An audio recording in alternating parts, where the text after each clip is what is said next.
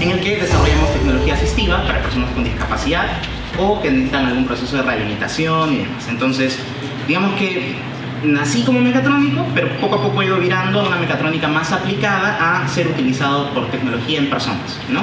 ¿Cómo podemos conseguir que una persona aproveche o mejore o sea mucho más eficiente su proceso de rehabilitación, o si es que tiene una amputación o ha perdido movilidad de alguna extremidad, de qué manera podemos recobrar que tenga nuevamente esas funciones que había creído perdidas, ¿no? Entonces, además de desarrollar este proceso y todo lo que vengo haciendo, también enseño en la universidad y vengo enseñando desde el 2020, me parece, este curso que tiene que ver con metodologías de diseño, ¿sí? Entonces lo dicto tanto para la especialidad de ingeniería mecatrónica, en los cursos de metodología de diseño mecatrónico y proyecto de diseño mecatrónico, y también para ingeniería biomédica, en el segundo ciclo un curso que se llama diseño industrial, y en el octavo ciclo para un curso que se llama proyectos de biodiseño 2. Entonces la idea es que normalmente estas metodologías uno ya las aplica cuando ha conocido toda la teoría básica necesaria, y es por eso que se suelen dictar en ciclos avanzados, ¿no? Séptimo, octavo semestre. La idea es que ustedes, desde este punto, porque entiendo que están en generales ciencias, la idea es que con los cursos que ustedes aprendan a lo largo de la carrera, pasar la experiencia de generales ciencias y una vez llevados sus cursos de especialidad, puedan aplicar estas metodologías, ¿sí? Entonces, comencemos. Para podernos contextualizar, es necesario entender en qué parte de la creación de un producto es que se encuentra esta parte de diseño, y en exclusividad a esta parte de diseño, ¿qué le corresponde a ustedes como ingenieros el poder trabajar? ¿No? Yo sé que muchos están yendo aquí a biomédica, me parece, casi la totalidad. Perfecto. Entonces, digamos, en este diagrama los profesores Dixon y Poli, en el que se establece cuál es la línea de un producto realizado, verán que hay una primera etapa en la que se estudia cuál es la necesidad del cliente, qué es lo que quiere. Imaginen que ustedes terminan trabajando para un emprendimiento que hace algo de este tema tecnológico, o ustedes terminan creando su propia marca. Entonces, tienen una consultoría en la que le dicen, mira, necesito desarrollar algún tipo de prótesis porque nuestro usuario ha perdido la mano. Hola. Siento como en Gran Hermano. Y que tiene esta etapa en la que tengo que entender cuál es la necesidad de mi cliente y entenderla a cabalidad, ¿no? Entonces, la cantidad de entrevistas que sean necesarias para comprender realmente lo que quiere. Muy amable, gracias. Hola. Perfecto. Pasamos entonces a una siguiente etapa, que es la de desarrollo del producto. En esta etapa de desarrollo del producto entran muchas áreas, ¿no? No únicamente estamos los que vamos a pensar cómo es que va a funcionar y demás, sino está además cómo se va a recibir, cómo se va a vender, cómo se va a producir y demás. Entonces, se puede clasificar muy magramente en 4 categorías: ventas y marketing, diseño industrial, diseño de ingeniería y diseño de producción, ¿sí? Entonces, ahora yo sospecho que es un poco más junto las actividades que vienen desarrollando tanto diseño industrial como diseño de ingeniería, sobre todo cuando se trata de tecnologías que están aplicadas a ser utilizadas por personas, como órtesis o prótesis. Porque, digamos, como ingeniero, tu afán va a ser tratar de resolver la parte técnica a cabalidad. Si yo necesito que la persona, digamos, el dispositivo no exceda medio kilo, voy a hacer todos mis cálculos, voy a escoger los materiales para que no exceda ese medio kilo. Pero en el proceso de concentrarme únicamente en que eso suceda, puedo perder de vista cómo la persona se siente en su interacción con el objeto. De qué manera le queda, si es que los colores le gustan o no le gustan. Entonces, este tipo de precisiones que suelen escaparse de nuestra tarea de ingeniería únicamente, suele ser resuelta parcialmente por el área de diseño industrial, ¿no? En el que ellos tienen esa capacidad de poder entender la necesidad individual de cada persona y transformarla al producto. Entonces, ahí ahora, en lo que vengo trabajando, una conversación mucho más fluida entre lo que ocurre del diseñador industrial con el diseño de ingeniería. No pueden ir tan separados. Una vez que el diseño está completo, pasa una parte que es la de producción, ¿no? Supongamos que necesitamos hacer 2000 unidades de un mismo producto. Ok, entonces desde la concepción del diseño, yo tengo que pensar cómo es que lo vamos a fabricar, ¿sí? Luego pasa una etapa de fabricación, distribución, la parte de servicio y el retiro del producto. Y parece como que todo producto muere, pero si vamos a este otro diagrama en el que vemos el ciclo económico de la vida de un producto, por los profesores Palvais, podrán ver que es un cuadro de doble entrada en el que tienes, digamos, tu línea de ingresos y egresos, que está en el eje de las jornadas, es el de Y, y tu línea de tiempo en el que vas a desarrollar el producto. Entonces, me parece que es sumamente entendible. Hay una primera etapa en la que uno invierte para que se pueda desarrollar un producto. Entonces vamos a hacer un estudio de campo, vamos a hacer un estudio de mercado, vamos a entrevistar con focus groups a personas que puedan estar vinculadas con el producto. Centrémonos, digamos, en prótesis, ¿no? Entonces yo quiero saber cuánto podría pagar una persona por una prótesis, qué necesidades tiene una persona que necesite tener una prótesis, cómo quiere que funcione, cuánto quiere que pese, qué funcionalidades específicas va a tener. Estas personas que tienen amputación, cómo es que tuvieron su amputación, todas las amputaciones son iguales. Toda esta parte de estudio se trata de un tema de inversión. Asimismo, entra en la inversión el diseño del producto, ¿no? Porque una vez que he entendido todas las necesidades, como lo veíamos en el cuadro anterior, yo tengo que pasar a la parte de desarrollo. Y todo esto lo estoy pagando a un grupo de profesionales. Puede ser de mi propia empresa, puede ser que esté contratando una consultora, puede ser que esté trabajando directamente con la universidad para hacer esta parte de diseño del producto. Entonces, hasta ahí no he ganado absolutamente nada, ¿no? Hay un punto en el que se llama de inflexión, que es cuando uno introduce el producto al mercado. Entonces, esas primeras ventas que uno empieza a tener del producto, asumiendo que es el ciclo de vida de un producto exitoso, ¿sí? El diseño fue bueno, se logra lanzar al mercado, se venden las primeras unidades, y hasta que nuevamente cruzo la línea de ingresos versus egresos, ahí todavía no he generado ningún tipo de utilidad. Utilidad es que mi venta respecto a lo que he ganado no se igualan, sino que es superior, ¿no? Entonces, si me terminó costando 4.000 soles hacer el producto, digamos, si lo terminamos individualizando, y yo lo vendo 8.000, ¿de cuánto tengo una ganancia? De 4.000, ¿no?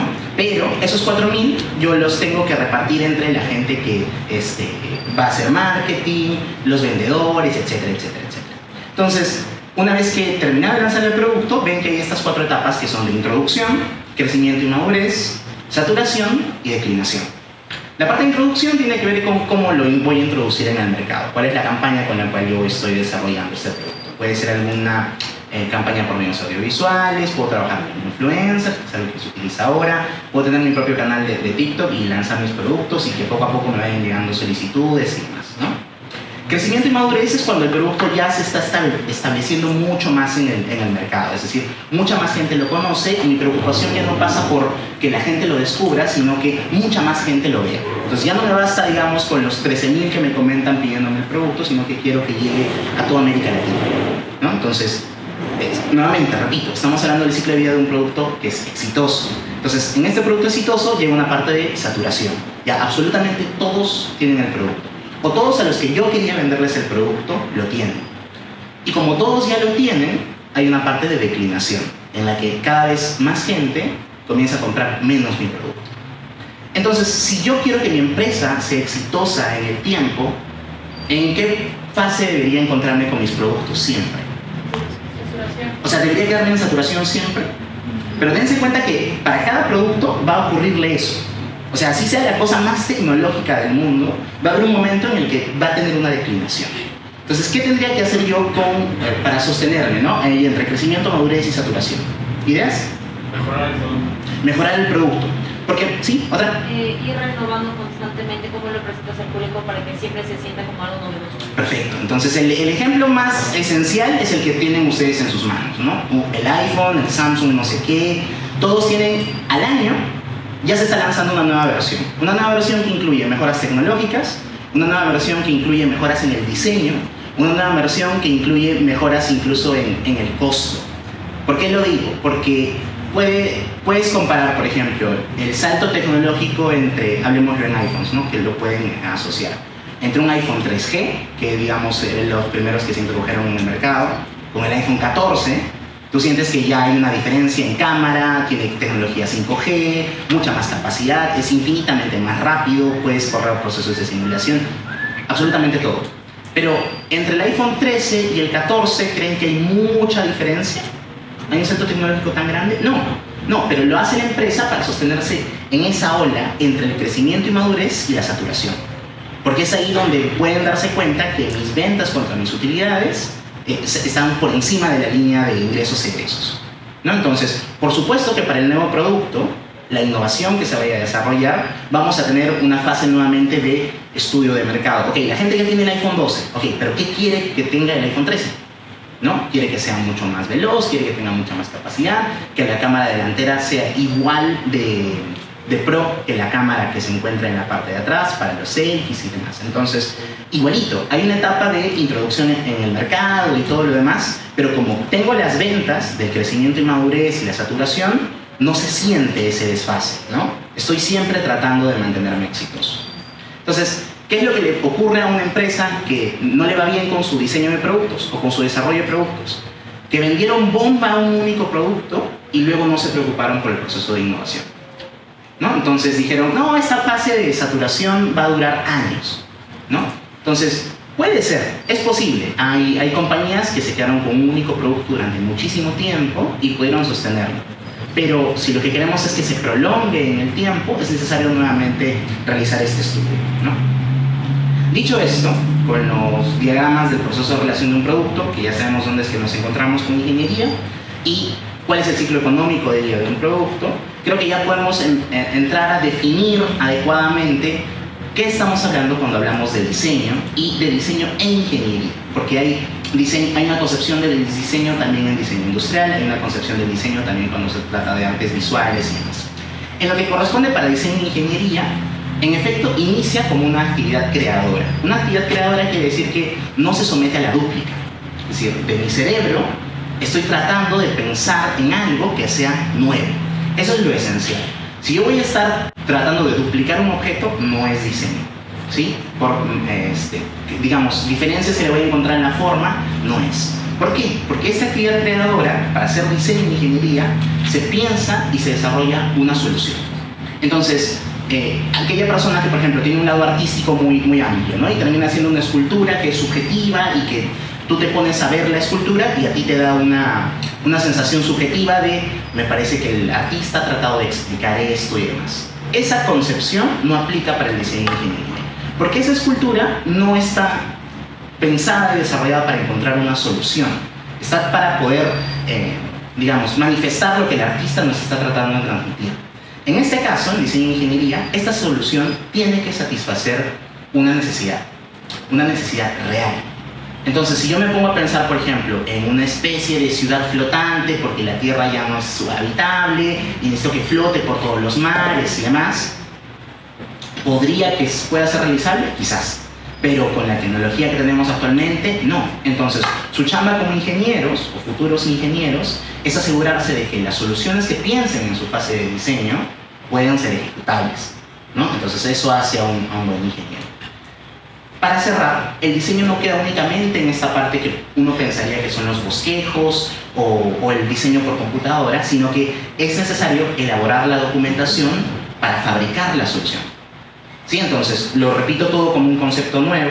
El diseño en ingeniería es una actividad creadora en la que se piensa y se desarrolla una solución que resuelve una necesidad y que se elabora la documentación para fabricar la solución. Porque lo contextualizo. En el desarrollo del producto hay una última etapa que es el diseño de la producción y que luego pasa a la fabricación. Entonces, si se queda el objeto solamente como lo que hice en mi Inventor, o digamos en el software de diseño que estoy utilizando o en el AutoCAD, no termina siendo diseño, ¿no? Necesito elaborar los planos, que alguien más lo construya. En este sentido, digamos que la principal diferencia que uno puede encontrar entre un ingeniero y un técnico tiene que ver con esta parte, con cómo pensamos nosotros la generación de los productos.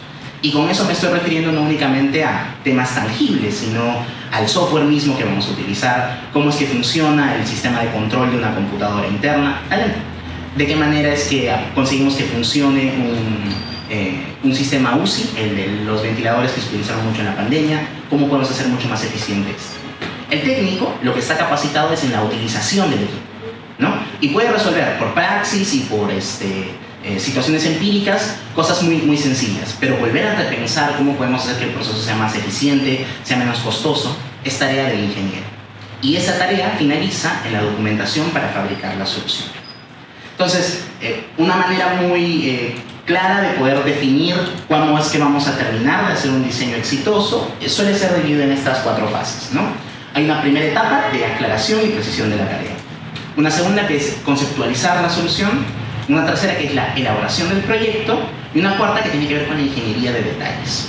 Tal como yo lo pienso, todo este proceso de diseño es como si nosotros tuviéramos una gran plastilina gigante y nos pidieran hacer una escultura. Entonces, vamos a ir tratando de darle forma, y cada vez vamos a ser mucho más precisos, hasta que al final vamos a tener todo seleccionado y todo de manera perfecta. Pero igual, nacemos a partir de una plastilina súper gigante. Para elaborar un poco más en estas 4 etapas, tenemos este, que es el proceso generalizado de desarrollo y diseño, que tiene una norma alemana, que es la BDI 2221, que corre desde el año 93. Y que, claro, ha tenido actualizaciones, las voy a mostrar en otras metodologías de diseño con las que trabajamos, pero en esencia el tema no ha cambiado. Estas mismas 4 etapas que yo les había mostrado aquí, las pueden ver en el lado derecho divididos en fases, ¿no? Fase 1, fase 2, fase 3 y fase 4. Entonces, ¿qué es lo primero que yo tengo? Un problema. Un ingeniero, para ser útil, siempre tiene que nacer a partir de un problema. Si es que no hay un problema, nuestra carrera no tiene ningún tipo de sentido. Y eso se lo han dado cuenta ustedes cuando se han preparado para entrar a la universidad y demás. ¿Qué es lo que les pedía, digamos, aritmética, álgebra y demás? Les dan una premisa y le dicen, a ver, trata de resolver, ¿no? Y ustedes encuentran satisfacción cuando, ok, salió 3 y en las alternativas está la C, 3, check, ¿no? Y hasta se enojan, así, recontramarcado y paso otro ejercicio, ¿no? Eso es muy de ingeniería, es muy de un cerebro que está pensando siempre, o sea, su manera de encontrar felicidad es resolviendo problemas.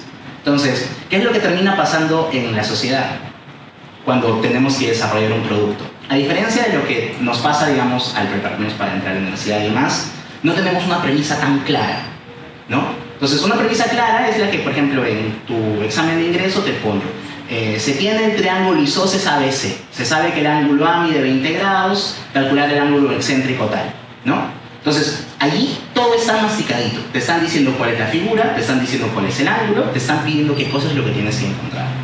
Cuando se trata de desarrollar un producto, es algo así. Y lo que uno debería buscar como ingeniero es que esa parte de la definición del problema sea tan clara como en tu examen de ingreso. Pero, ¿cuál es la diferencia? Que quien te establece el problema, en el caso del examen de ingreso, son profesores de matemática, de ingeniería, que te lo están dejando así de masticado para que para ti sea sencillo. Normalmente, cuando vas a trabajar para una empresa o para una persona, la persona no te lo va a entregar así de digerido, ¿no? Entonces, tú necesitas, a través de estas herramientas que les he dicho, los focus group, las encuestas o las entrevistas mismas con el cliente, tratar de sacarle esa precisión del problema, ¿no? Entonces, la persona que te está contratando o la que te está indicando cuál es su problema no va a ser siempre precisa al inicio. Tú necesitas que sea lo máximo de precisión. ¿Y eso con qué tiene que ver? Con datos que sean cuantitativos. Entonces yo les digo, miren chicos, quiero poner una máquina aquí en el escenario. Y ese es el único que les he dado como tema del problema, ¿no? No les he dicho para qué la quiero, no les he dicho cuánto necesito que pese y demás. Ustedes como ingenieros, ¿qué es lo que deberían tratar de hacer? Ir haciéndome preguntas, ¿no? Por ejemplo, ¿en qué espacio necesitas que ocupe? ¿O cuánto peso es lo que debería soportar? ¿Para qué quieres que sea la máquina? ¿Cuánto de corriente quieres que gaste? Todas las preguntas que les estoy planteando son cuantitativas, ¿no? Peso, tamaño, fuerza, con qué disposición de energía eléctrica yo dispongo, quién lo va a utilizar, necesita estar capacitado o no necesita estar capacitado. La persona normalmente sabe alguno de estos detalles. En los detalles que no lo sabe, ustedes tienen que decirle, luego que han planteado el problema, decirle, mira, si es que no lo sabes, yo podría proponerte estas soluciones y podemos intentar en el camino. Entonces, si encuentran un arreglo, podemos hacerlo funcionar.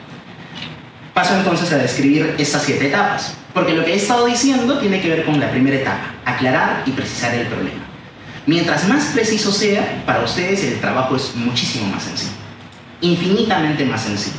Si es que el profesor en algún curso luego en la carrera les termina diciendo, bueno chicos, vamos a desarrollar un producto que sea una órtesis para personas que han perdido movilidad en la muñeca por haber tenido un accidente cerebrovascular, ¿no? Entonces no pueden mover más su muñeca. Esa es mi única premisa. Ya ustedes tienen que averiguar, buscando en el estado del arte y demás, cuántas personas sufren de ACV, normalmente las personas que sufren un ACV porque lo sufren. Toda esta parte de descripción y precisar el problema se hace en la primera etapa. Entonces, una vez que tengo claro esto, paso a la segunda, que es determinar las funciones y su estructura. Y esto tiene que ver con una elaboración de lista de exigencias. Entonces, esta lista de exigencias es una especie de contrato en la que A ti que me estás pidiendo que te haga la máquina, y yo, que voy a ser el diseñador, te voy a decir punto a punto a qué me voy a comprometer yo en el futuro que va a ocurrir con la máquina que te estoy diseñando. Entonces, si yo te digo que la máquina va a pesar 200 kilos, o como máximo 200 kilos, si yo termino haciendo que pese 210, ¿estoy cumpliendo o incumpliendo el contrato? Lo estoy incumpliendo, ¿no? Por más funcionalidad que tenga la máquina, por más útil que sea, pesa 10 kilogramos más. Y esta ingeniería es súper útil, porque ¿qué pasa si la estructura que le estaba soportando solamente soportaba hasta 200 kilos? Entonces hay una falla de diseño, ¿no? Entonces esas fallas de diseño se pueden conseguir en cuál es su tamaño máximo, cuánto pesa, cumple o no las funciones, con cuánto de corriente necesito alimentarla, la va a utilizar una persona o va a trabajar de manera automática todo el tiempo, etcétera, etcétera, etcétera. Una vez que establecí la estructura de funciones, paso a la búsqueda de los conceptos de soluciones y sus estructuras. Lo voy a explicar un poco más adelante, ahora solamente lo voy a leer. Una vez que tengo esto, subdivido en módulos que sean realizables, y luego estos módulos que lo he dividido toda la tarea, como si se tratara de un rompecabezas, voy a tratar de juntarlos nuevamente, ¿no? Entonces, configuro los módulos apropiados en el número 5 para generar una configuración del producto total, y la última etapa es la elaboración de la documentación de fabricación y uso. Entonces, digamos, parto de una idea base en la que he aprendido cuáles son tus exigencias como cliente.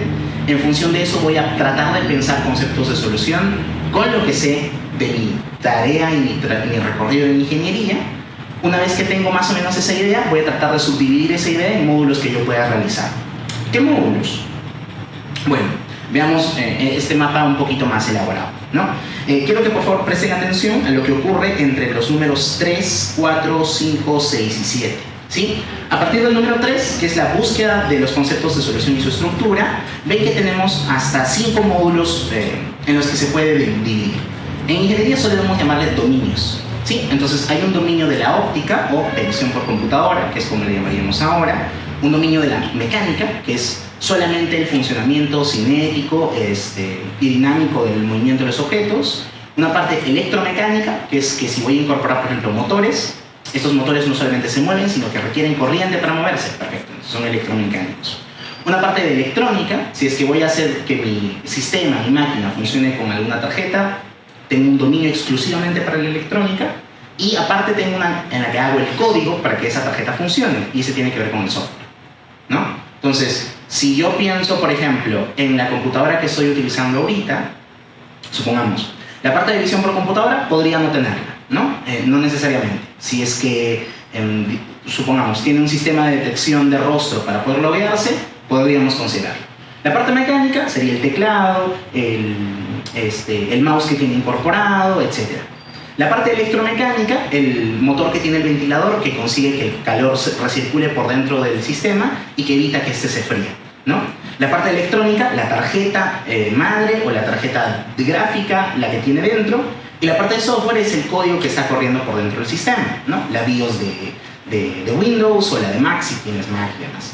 Entonces, todo está integrado y todo tiene que funcionar adecuadamente, ¿sí? En la parte 4, que es la subdividir en módulos realizables, podrán darse cuenta que ya no hablo solamente de los dominios en los que lo estoy separando, sino que empiezan a tener mucho más precisión en cuál es su concepto, ¿no? Entonces el software ya no es solo software, sino es la estructura de los programas. La electrónica no solamente es electrónica de manera magra, sino que voy entrando a la estructura de los circuitos. ¿Cómo es que son la forma de estos circuitos? La parte electromecánica, el módulo de accionamiento. La parte mecánica, el módulo de movimiento. En la parte 5, que es configurar los módulos apropiados, lo que yo voy haciendo es incorporando estos módulos de manera que sean vinculantes entre sí. Entonces, el módulo de movimiento con el módulo de accionamiento lo llamo ahora proyecto preliminar del sistema de movimiento. Porque ya no me quedo solamente con los motores por separado o los eslabones que terminan haciendo mover el mecanismo por separado, sino que ahora los estoy incorporando. Estos motores tienen que poder mover a los mecanismos. Entonces, como ya son parte de una única estructura, ahora es un sistema de movimiento completo. Lo que tenía que era antes una estructura de los circuitos en la parte electrónica, ahora es la lógica de los circuitos. Es decir, a medida que voy avanzando en las etapas, voy avanzando en la profundización de la ingeniería dentro de estas etapas. Ya no son solamente diagramas de bloques que están conectados entre sí, sino que ahora ya tengo tarjetas específicas y sé de qué pines de esa tarjetita se va a conectar a la otra tarjeta para poder funcionar, ¿no? O en la parte de software, ya no tengo una estructura general del programa o un pseudocódigo, ¿no? Sino ya me meto mucho más a la lógica de programación. Ya estoy haciendo el código en sí mismo. Python, C#, el que ustedes vayan a utilizar. En la parte número 6 verán que el proyecto preliminar óptico, el sistema de movimiento y la lógica de los circuitos ya está completamente integrado. Entonces ya hay una conversación entre los tres. Tengo el sistema de visión por computadora. Pensemos en una máquina que clasifica papas, ¿ok? Clasifica papas, entonces a la entrada tú colocas todas las papas que tengas sin necesidad de diferenciarlas. Y el sistema lo que hace es, a través de un sistema de visión por computadora, establece qué papas tienen una muesca muy rara o qué papas tienen un tamaño que es demasiado chiquito. Y de acuerdo a eso pasa a una siguiente etapa en la que comienza a discriminar cuáles son las papas que están bien, cuáles son las papas que están mal, cuáles son las papas óptimas, ¿sí? Desde el inicio yo he conceptualizado una especie de línea de ensamble, ¿no? Entonces, si les digo, hagan ustedes ese ejercicio, también van a pensar algo así. A ver, tenemos una entrada del ingreso de las papas, una segunda etapa en la que tengo que reconocer cuáles son las papas que están bien y están mal, una tercera etapa en la que de alguna manera voy a tener que empujar a un lado u otro qué papa está bien o qué papa está mal, y una cuarta etapa en la que tengo los canastos que me reciben a las papas, ¿no?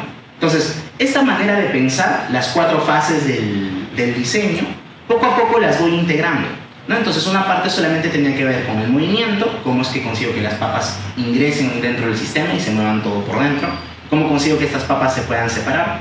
En la parte de la visión por computadora, ¿dónde debería colocar la cámara? ¿Al inicio, al medio, al final? ¿Mi cámara debería detectar una papa a la vez o debería trabajar con 5 papas a la vez? Todas estas precisiones que ya son cuantificables se van avanzando a medida que voy rindiendo en las fases, ¿no? Del 3, del 4, del 5 y el 6. Una vez que tengo el proyecto total, lo único que me falta por terminar de hacer y para que cierre el diseño es la etapa de elaborar la documentación. Entonces, sobre el sistema de visión, si todo quedó en mi computadora y no lo he documentado, no sirve de nada. Porque ¿quién lo puede fabricar? Solamente tú. Pero tú eres el ingeniero de diseño. Tú no eres un ingeniero de producción. Eso, por favor, hay que tenerlo súper claro, ¿sí? Digamos, en lo que tiene que ver con la elaboración de sus proyectos presentados para concursos de investigación, o cuando terminen trabajando el proyecto de biodiseño, o su propia tesis. La última etapa, que tiene que ver con experimentos y simulaciones, suele ser siempre accesoria. Su trabajo como ingenieros de diseño finaliza con la documentación. Entonces, termino de hacer la parte de visión por computadora, perfecto. ¿Cómo son las hojas de datos del sistema de visión por computadora? Sobre la parte mecánica, electrónica y demás, la documentación del diseño. ¿Cómo es que yo podría fabricar cada una de las piecitas de esta máquina? ¿Cómo es que mando a fabricar las tarjetas a Japón, a China, etcétera, ¿no? Que eso debería ser los planos eléctricos. O en la parte de software, ¿no? Si el código solamente... no, es que si tienes el Arduino en tu computadora, ahí nomás corre. Ya, pero la máquina la necesito trabajar en Pasco a 4000 metros de altura. Uy, ahí sí no se compara, no sé. Pero en mi laptop corría, ¿no? O cuando presenté el proyecto sí funcionó. Debería poder ser exportable a que uno lo pueda trabajar en cualquier sitio. Entonces, es por eso que la última etapa suele ser la más importante. Porque quien tome tus planos parte de la base de que tú lo has hecho bien, ¿no? Es decir, el que tome tus planos no va a cuestionar, uy, a mí me parece que esta longitud tenía que ser un poquito más grande, ¿eh? No, eso parte de que tú hiciste bien el plano, ¿no? Lo diseñaste bien. Así como he presentado el modelo anterior, el proceso generalizado de desarrollo y diseño del 2221, tenemos otros, por ejemplo, que esta es la metodología de sistemas mecatrónicos, que es el que utilizamos también en las carreras de biodiseño o de biomédica o de mecatrónica, que es muy parecido al anterior, solamente tiene una especie de forma de V. Y tiene una forma de V porque, si ustedes lo pensaran como una carrera, digamos que ustedes tienen que entrar dentro de este valle, ¿cuál sería la parte más sencilla? Si yo te pido, tienes esta especie de forma, y necesito que entres y salgas corriendo, ¿cuál sería la parte más fácil? El inicio, ¿no? Todo lo que es la caída, porque puedo correr y no me canso, ¿no? O sea, me canso sí, pero no estoy luchando contra mi propia gravedad, sino estoy avanzando a favor de mi peso, ¿no? Entonces, proyectar el sistema es, digamos, lo más sencillo, ¿no? Porque, perfecto, ya tengo mis herramientas como mecatrónico, llevo todos mis cursos de mecatrónico o de biomédico, y listo, voy a estructurar muy fácilmente el sistema.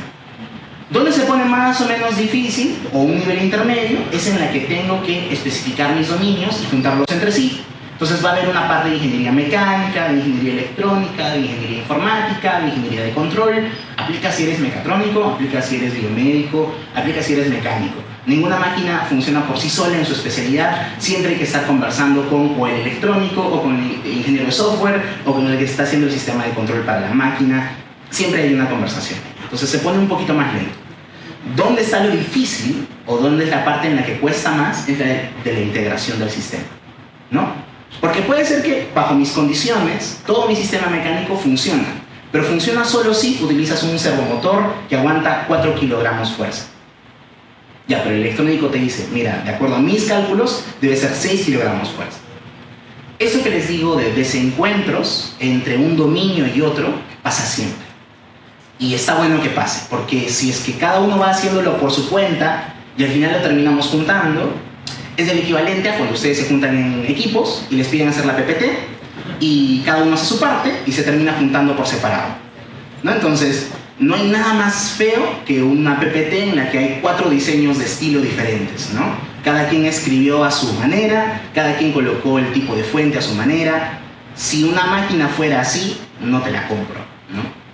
Incluso en sus calificaciones, por más adecuado que haya sido el contenido de la PPT, el profesor califica la forma, ¿no? Y si no está bien hecha la PPT, no habla solamente del mal trabajo que se hizo, sino que no hubo coordinación en el equipo. Esto, cuando se trata del diseño de productos, es mucho más evidente, ¿no? Si hubieron desencuentros y no se pudieron solucionar entre las personas que trabajan, no termina saliendo un producto adecuado. Entonces, pensémoslo como solamente que en lugar de ser una sola caída, en esta etapa se magnifica el tema de cuánto cuesta integrar el sistema para poder tener el producto. Pero en esencia es lo mismo. Me gustaría precisar que un ingeniero de diseño no depende únicamente de las técnicas que ha aprendido dentro de la universidad, ¿no? Es decir, los cursos que llevaste, estática, dinámica, resistencia de materiales, todo lo que sea post general de ciencias, que ya tiene que ver con su especialidad, son los que estoy nombrando, ¿no? Sino que además, este diseñador tiene que ser una persona muchísimo más completa. Tiene que ser una persona que no solo está pensando en la lista de requerimientos para hacer el producto, sino que además, llamémoslo ese conocimiento básico, ¿no? La parte de investigación, de cálculos, en lo que eres muy tronco. Te dan un problema, tú sabes qué protocolo seguir y puedes marcar cuál es la clave que te salió. Pero además, hay que saber sobre ciencias aplicadas, por ejemplo, la resistencia y los materiales. Da igual hacer un producto que sea 100% hecho en poliuretano o en hierro fundido, ya, eso no lo sé. Entonces, como ingeniero de diseño, ¿qué me correspondería hacer? Si es que mi especialidad no me dicta un curso únicamente en eso. Por lo menos, debería verme un tutorial en YouTube, ¿no? O averiguar con algún otro ingeniero, mira, estoy pensando hacer este producto, estoy pensando en estos dos materiales, ¿cuál es tu opinión? A medida que más conocimiento ganemos, en otras especialidades que no sean solo la nuestra, somos ingenieros mucho más completos, ¿sí? Entonces, si yo estoy yendo a biomédica, no puedo concentrarme únicamente en lecturas señales fisiológicas y sistemas para que mis personas respiren mejor, o órtesis o prótesis, no. Sino también tengo que tener conocimiento en ciencias de los materiales, en los procesos, ¿no? De qué manera es que se fabrican las cosas. ¿Tengo algún curso en mi especialidad que me diga cómo es el proceso de manufactura de una máquina, por ejemplo? No. Entonces, ¿qué es lo que debo hacer? ¿O dónde está mi trabajo? Averiguar por mi cuenta. Mucho de lo que ustedes van a necesitar para luego poder trabajar, y no lo digo por sus CVs, sino lo digo porque los hagan profesionales más completos, pasa por con qué más complemento lo que ya estoy pagando mi mensualidad de la Universidad Católica, ¿no? Digamos, sé que soy muy bueno en la parte de diseño por computadora, perfecto, pero la parte de electrónica no me va muy bien. Entonces, ahí es donde debería meter yo mis fichas, ¿no? Para tratar de complementar esos baches que yo no tengo muy bien.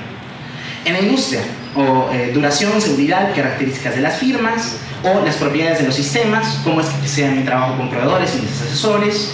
En el tema de ergonomía, lo que mencionaba al inicio con los diseñadores industriales, ¿no? Cómo es que una persona se siente alrededor de un producto. Las sillas o butacas en las que ustedes están sentadas han sido pensadas. O sea, no es un proceso aleatorio en el que, a ver, ya, pues donde tengo una forma así y que se doble un poquito, no. La forma en la que tiene la apoya contra la espalda, que ustedes ahorita pueden estar incorporados o completamente reclinados contra el cojín, ha sido pensado, ¿sí? Entonces, como ingeniero, probablemente lo que a mí únicamente me interesaría, hablemoslo del caso genérico, es el mecanismo que tiene esta silla, ¿no? Que cuando alguien está sentado, le pueden ver a sus costados, está siempre como reclinada hacia arriba, ¿no? Y que automáticamente alguien se siente, soporta el peso de la persona. Entonces, como ingeniero, lo único que me interesaría es saber, a ver, ¿cuál es el peor escenario posible? Digamos, una persona que tiene mucho peso, ¿no? 200 kilos, digamos. ¿Mi silla podría aguantar eso? No lo sé, tendría que diseñar pensando en que los materiales que voy a seleccionar o el mecanismo que voy a introducir debería por lo menos aceptar una persona de 200 kilos. Y si acepta una persona de 200 kilos, entonces alguien que pesa 40 kilos, 50 kilos puede sentarse de manera normal, ¿no?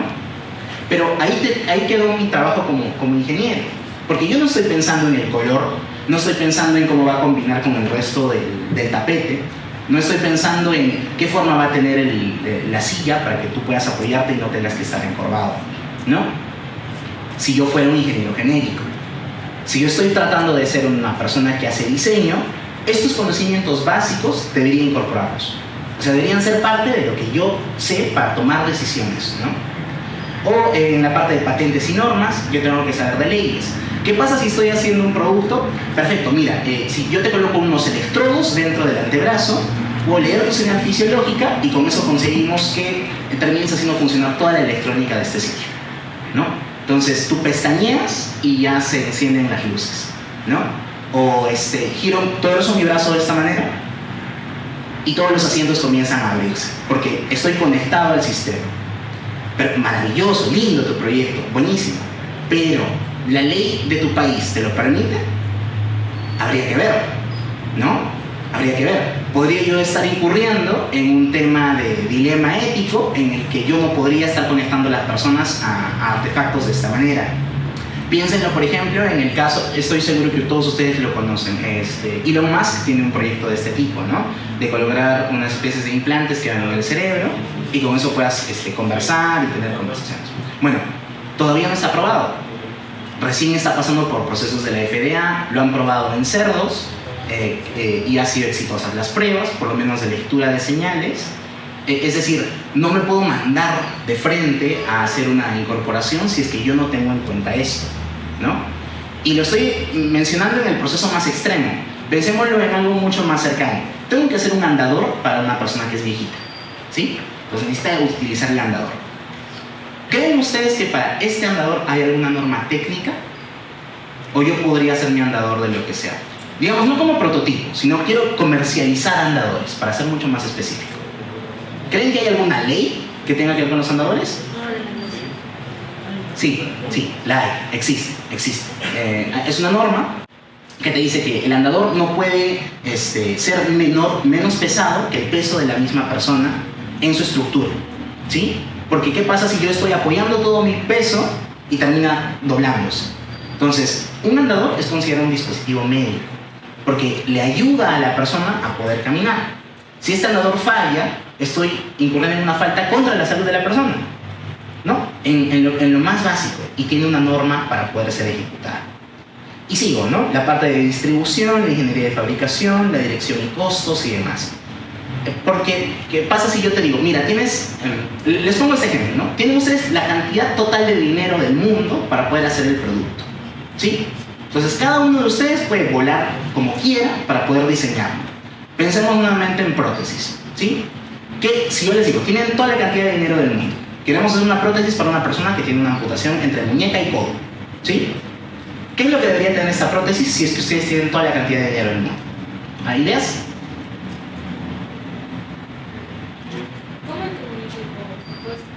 Claro, la amputación ocurrió entre la muñeca y el codo. Esa es una amputación transradial. No, ha perdido la mano, pero el nivel de la amputación está entre su muñeca. ¿Cuál es su muñeca, chicos? Ya, ¿cuál es su codo? Ya, entre esos dos puntos está la amputación. Ajá, exacto, ustedes pueden decidir dónde. Es una amputación transradial. ¿Qué debe incluir esa prótesis? Primero debería escanearse todo para ver la forma. Ya, voy a hacer un escaneo, perfecto, ¿qué más? Necesita adherirse y ser cómodo a la piel. Cuando se lo vaya a colocar. Tener movilidad en la parte de la muñeca. Ok. Y también en la mano, obviamente. Ok, entonces, para aumentar sobre sus compañeros y para precisar un poquito más lo que les estoy pidiendo. Tienen ustedes la cantidad total de dinero del mundo, ¿sí? Todo el dinero del mundo para poder hacer esta prótesis. ¿Pero tecnología limitada? No, Ah, ya. pueden volar. Sí. Se puede hacer un escaneo también del otro brazo. ¿Ya? Para ver cómo se puede replicar en donde está apuntado. Perfecto, perfecto. Se tiene todo un modelo generalizado y eso luego pasa por su proceso de diseño. ¿Ya? ¿Cuál es la forma que se aplica en el brazo, dentro del resultado que tengo, cuáles son los equipos que voy a incluir, que este mecanismo va a tener. Si yo les preguntara, por ejemplo, en el tema de movimientos de la mano, ¿debería tener tantos movimientos como la otra mano? Sí, claro. Claro, yo quiero que sea lo más versátil posible, ¿no? Un nivel de precisión lo suficientemente competente como para hacer las tareas del día a día. Precisión y fuerza. Precisión y fuerza. Entonces, si lo vamos simplificando, lo que en realidad quiero es que vuelva a tener una mano. Como su otra mano. ¿No? O sea, que pueda... ¿Debería sentir esta prótesis? No. No. Sí, podría solicitar. Claro, porque si lo que yo quiero es que sea lo más parecido a su otra mano posible, es decir, quiero restaurarle absolutamente todo lo que esta persona tenía, pero resuelto de manera tecnológica, ¿no? Entonces, si por ejemplo con su prótesis termina colocando su dedo sobre una aguja, ¿debería sentir dolor o no? Sí. Claro, porque eso es sumamente humano, ¿no? La sensación de pertenencia que uno tiene sobre su cuerpo también atraviesa por el dolor. Si es que yo me acerco mucho a la cocina y pongo mi mano sobre la calda, que yo pueda retirar la mano del fuego es humano completamente. Si lo hago con mi prótesis no siente, se termina quemando mi prótesis, ¿no? Es decir, el dolor es un mecanismo que me ayuda a evitar estos accidentes. Eso si contara con todo el dinero del mundo. Pero normalmente no es así. A menos que seas el multimillonario, ¿no? O sea, lo que termina haciendo Elon Musk es tiene tanta plata, de verdad tiene tanta plata, que puede decidir, voy a hacer una empresa que solamente hace lanzallamas, ¿no? Sin ningún tipo de idea de apoyo a la sociedad. No, lo único que quiere es divertirse y así como tú lanzas un chisguete de agua, él lo que quiere es lanzar fuego por ese chisguete, ¿no? O quiero llevar mi auto al espacio, entonces se hace su propia empresa de cohetes para poder llevar su propio auto y que esté orbital, ¿no? Entonces, a menos que se hace eso, lo que nos termina sucediendo en ingeniería y sobre todo en países en vías de desarrollo como el nuestro es que no contamos con los recursos ilimitados. Entonces, tu ingenio de ingeniero pasa también por con cuánto dinero dispones para trabajar, ¿no? Entonces, siempre va a ser tratar de desarrollar el mejor producto al menor costo. Esa es su vida una vez que terminan de egresar o en el diseño de productos cuando estén avanzando en la carrera. ¿Cómo podemos hacer el máximo producto al menor costo? Inclusive, si el que me contrató me dice, mira, dispones de $8,000 para poder hacer el producto, yo debo tratar de hacerlo con menos de eso. Porque uno nunca sabe cuándo es que se va a presentar una ocasión en la que terminan subiendo los precios de los temas de importación, como lo que sucedió en la pandemia, o lo que pueden experimentar algunos de ustedes. Sus tarjetas gráficas, si es que se quieren comprar una laptop en estos días, suelen ser mucho más caras. ¿Por qué? Porque los componentes que utilizan estas tarjetas gráficas, es decir, los metales que tienen por dentro, pues cada vez son más escasos, ¿no? Entonces se termina la producción que ya se había generado un lote en el mundo, bueno, para generar otro lote cuesta mucho más, ¿no? Entonces cada vez es más escaso. ¿Y esto cómo es que uno lo entiende? Entendiendo el tema de costos, economía en el mercado, etcétera, etcétera, etcétera. ¿Qué quiero tratar de decir con todo esto? Que su tarea no únicamente se va a centrar en estas 4 etapas del proceso de diseño, sino que en todo momento se complementa con lo que está sucediendo alrededor, ¿no? Las conversaciones que tengo con mi cliente, las conversaciones que tengo con mi equipo de trabajo, lo pueden ver aquí. Ninguna de la parte del diseño que tiene que ver con el iterativo y que se puede saltar a cualquier etapa del trabajo, lo que trato de mostrar en este diagrama es que no es únicamente una cascada, ¿no? No es que ya aclaré el problema de mi cliente, hice todo el diseño de mi máquina y se lo entregué. No, a medida que voy avanzando en cada una de las etapas del diseño, yo siempre tengo chance de poder volver y preguntar de nuevo. Mire, hice mi primer concepto de diseño. Ok, ¿qué te parece? Le pregunto al al que le estoy haciendo la máquina, por ejemplo, ¿no? Se supone que ya habíamos aclarado y habíamos precisado el problema, ¿no? Ya hemos firmado el contrato, tú me has dicho que el máximo de la máquina debe pesar 100 kilos. Perfecto, hasta esta parte ya hice tu máquina de 100 kilos. Y te dice, disculpa, 90 es. Perdón, nos habíamos equivocado. Ya, uno puede decir, no, disculpa, pero yo ya como diseñador ya avancé, mira, esta es mi metodología, ¿no? Y me cierro. No, eso sí, eso está mal, eso es imposible. A medida que voy avanzando, debo siempre ir cuestionando lo que estoy haciendo. No es un proceso que solamente sea en una dirección, siempre puedo volver y preguntar. Entonces, si lo pensamos en cómo se va avanzando en el tiempo, este diagrama me parece muy bonito, desde el profesor Hupka, que habla sobre los ejes de abstracción del diseño. Es como, no sé si han jugado FIFA o PES, que tienen en un hexágono los datos de un jugador, ¿no? En qué es bueno, en qué es malo, listo. Pueden ver que la línea de tiempo inicia en la base y también en la parte superior. Entonces al inicio no tengo avanzado absolutamente nada. Si lo tengo que ver como en cada uno de estos sectores, tengo los materiales, al inicio, lo estoy viendo ahí abajo, en la esquina inferior derecha, tengo los materiales, las magnitudes, la configuración, su estructura, sus funciones, sus propiedades, su tolerancia de acabado superficial y los métodos de fabricación. Al inicio no tengo idea, ¿no? A medida que voy avanzando a la estructura de funciones del sistema, pueden ver que he avanzado un poquitito en las funciones. Es decir, de lo que no tenía nada al inicio, ahora en el tema de funciones he avanzado un poquito. Cuando estoy avanzando hacia la concepción del sistema, pueden ver que la parte de funciones ahora es mucho más avanzada, perfecto, pero además he avanzado en los otros frentes. La estructura la tengo un poco mejor, la configuración también, y lo que tengo un poquito desarrollado es lo de tolerancia y acabado superficial. Tolerancia y acabado superficial es lo último que se termina haciendo, ¿no? Que es, por ejemplo, si yo coloco y paso mi dedo por encima de la máquina, ¿cómo quiero que se sienta? Si sea rugoso, si sea fino, si necesito que aguante las temperaturas altas, que aguante temperaturas bajas. Y a medida que voy avanzando, van viendo que cada uno de los frentes voy trabajando. La concepción del sistema, el proyecto del sistema y la descripción completa del sistema.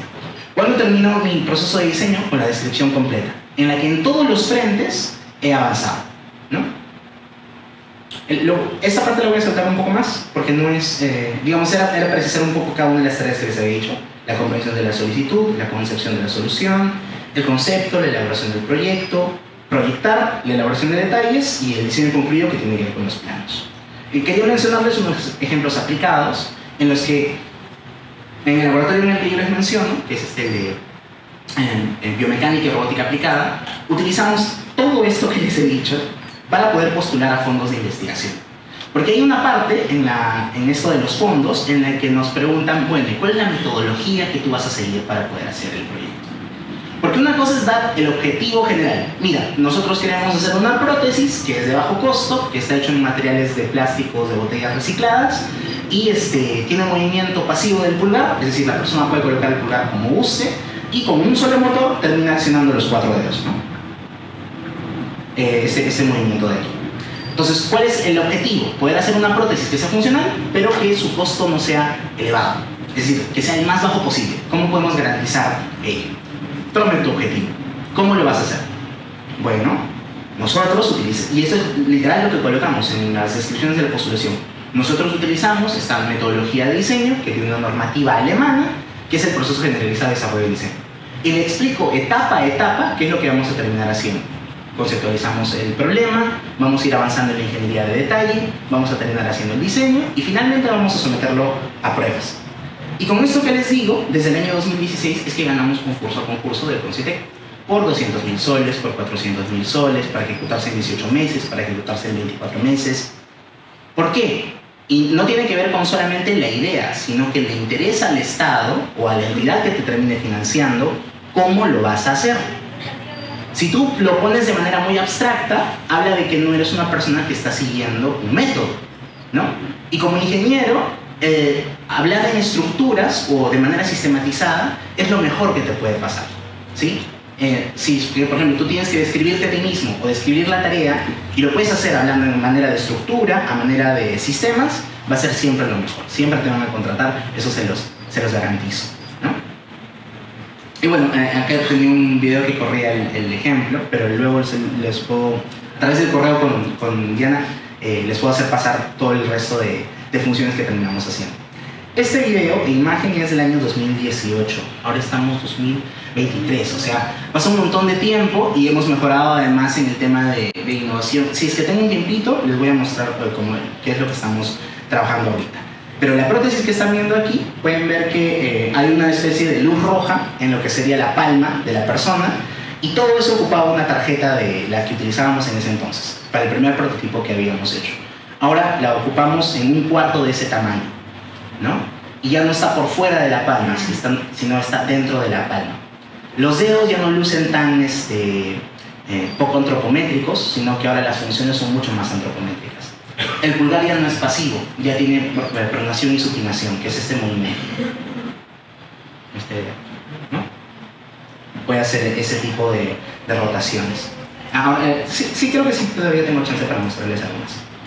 Para finalizar, esta charla que he hablado sobre el tema de metodologías de diseño, pueden encontrar mucha más bibliografía en estos dos libros. Design Science, de los profesores Kupka y Eder, muy bueno, muy bueno. Y Engineering Design, que es del profesor Spalvais, y bueno, Feldhausen y Bloch. Pero digamos que los más conocidos, o como lo van a encontrar, por Spalvais y Kupka y Eder. Los pueden conseguir en Avance. Y sí, esta fue la charla de metodología de diseño de productos. Espero que les haya gustado, y si tengo un tiempito les voy a mostrar, digamos, cuál es el estado actual de las prótesis que estamos desarrollando.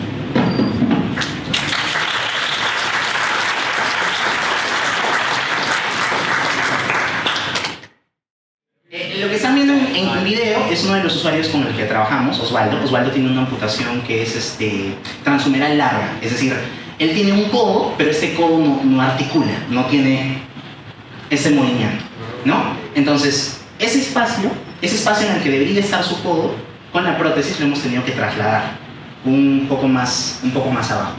Para considerar ese traslado, si es que nosotros sostuviéramos las mismas proporciones, su antebrazo y su mano tendrían que ser mucho más largos. Es decir, su mano derecha tendría que ser de una longitud y su brazo izquierdo terminaría siendo una mano mucho más grande. Entonces, ¿cuál es el problema aquí con Osvaldo? Al inicio, cuando pensándolo en términos de lo que les he explicado, la metodología de diseño.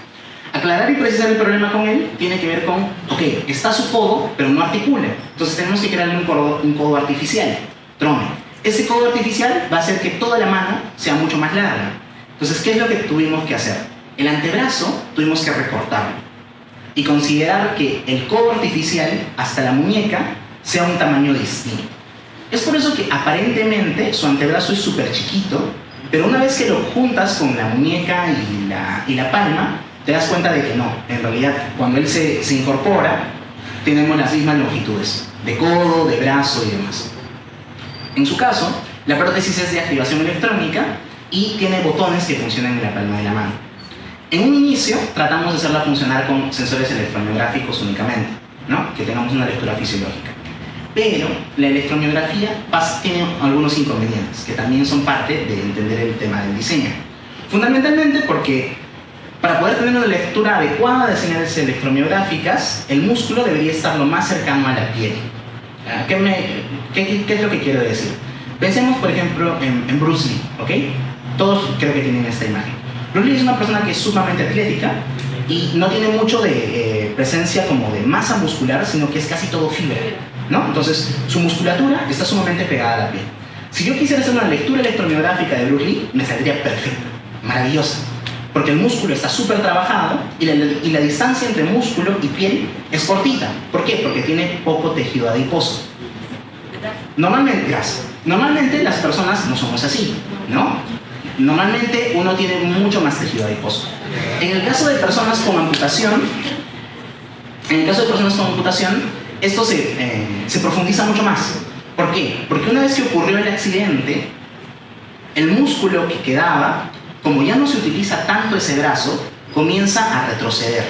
Es decir, es como cuando vas al gimnasio luego de un año, tu cuerpo es distinto, ¿no? Porque tu musculatura ha crecido, ¿sí? Pero si es que no haces absolutamente nada de actividad física, el músculo retrocede. Piénsenlo en una persona con amputación. ha retrocedido el músculo, pero la piel sigue allí. Entonces por dentro se empieza a llenar de tejido adiposo. Entonces tienes digamos, el exterior es exactamente lo mismo, por dentro tienes tejido adiposo y el músculo está chiquitito por dentro.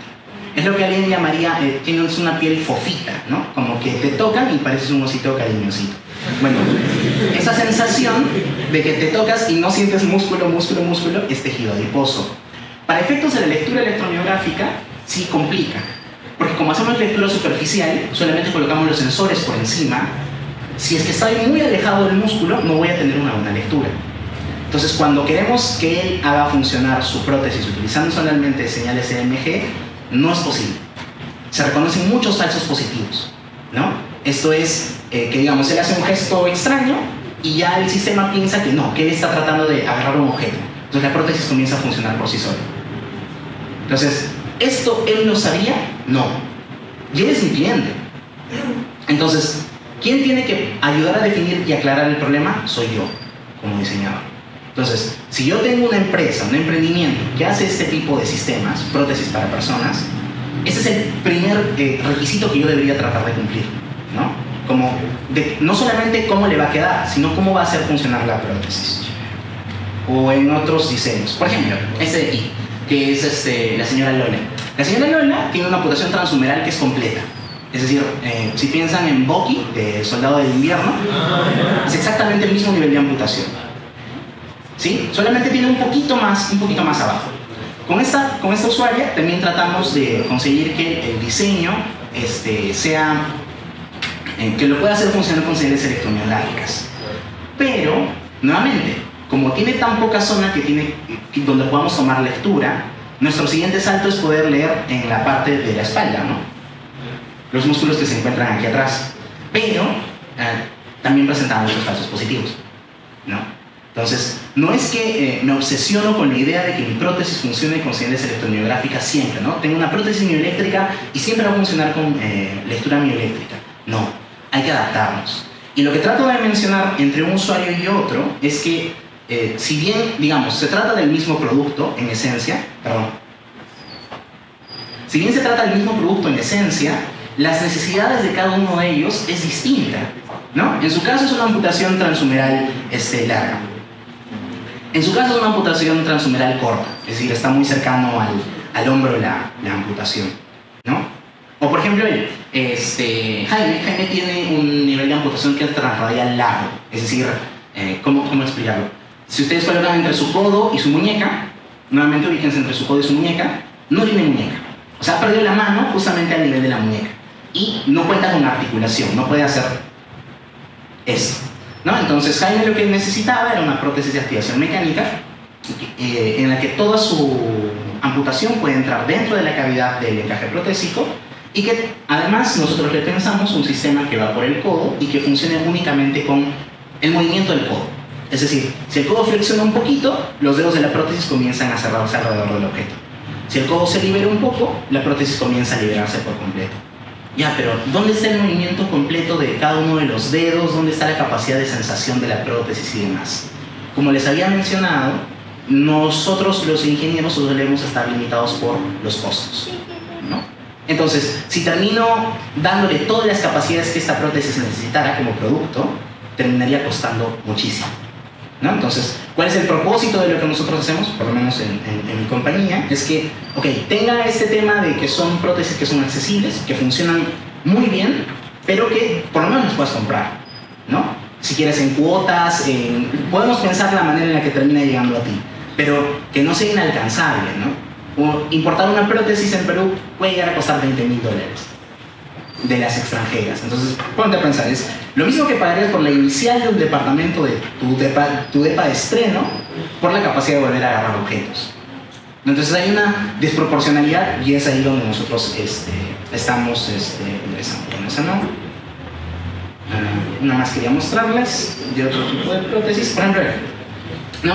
El mismo producto, una prótesis de mano, perfecto. Pero ¿cuáles son las condiciones de inicio? En este caso la persona sí tiene muñeca, sí tiene parcialmente la palma, la perdió en un accidente. Entonces, ¿qué es lo que uno tiene que pensar como diseñador? Yo podría, en términos cortos, darle la misma prótesis que le di a él, por ejemplo, ¿no? que sea toda una cavidad que va a entrar dentro del antebrazo y que se mueva con el movimiento del codo únicamente. Pero al hacer eso, estaría limitando el movimiento de muñeca natural que él ya tiene.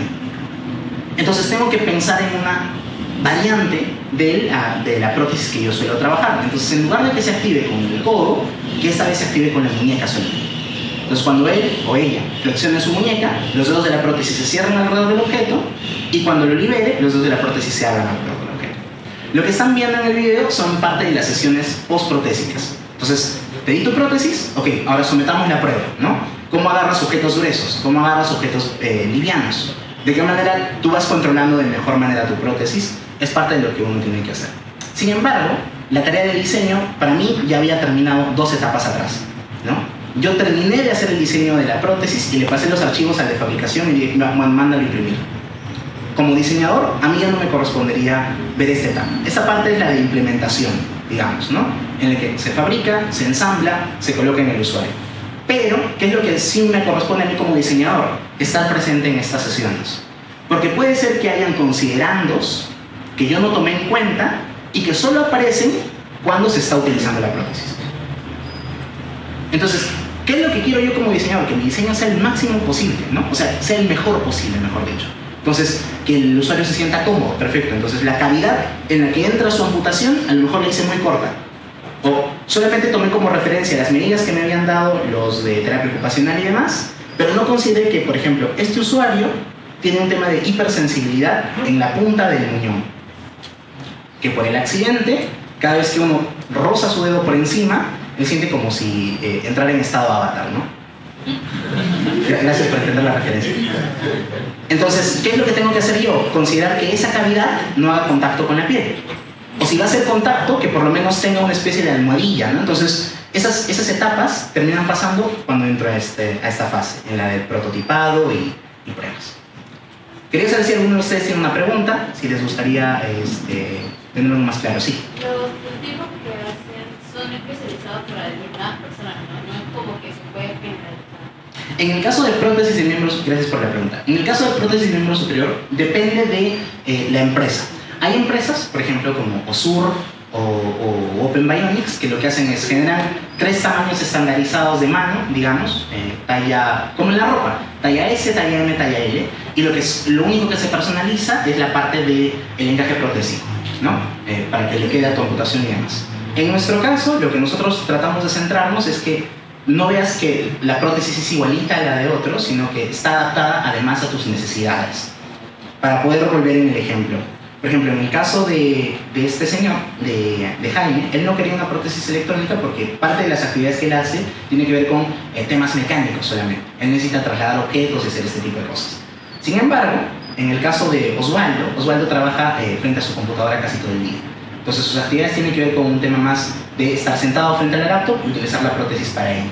Entonces, en lugar de hacerla sumamente pesada, por ejemplo, como yo estoy haciendo la prótesis de manera personalizada, puede hacer que la suya sea más liviana que la de él, que sí va a trabajar en temas mecánicos de fuerza, ¿no? Entonces la densidad que yo le doy a las piezas en su caso puede ser mucho más pesante, más rígida. Entonces mi personalización atraviesa hasta ese nivel, ¿no? No solamente en el tamaño, sino para qué lo va a utilizar. ¿Sí? ¿Otra pregunta? Sí. Bueno, yo más que todo quería agradecerle, pues cuando estaba en quinto de secundaria ya estaba pensando si estudiar mecatrónica y vi una charla de la Católica acerca de la que usted muchas gracias. La exposición y bueno, me encantó su historia de cómo ver de Star Wars le motivó también para hacer este proyecto de acá y también quería agradecerle porque es parte de usted que estudia esta carrera. No, muy amable. Ahora, y eso no va a poder conocerlo en persona. Muchas gracias.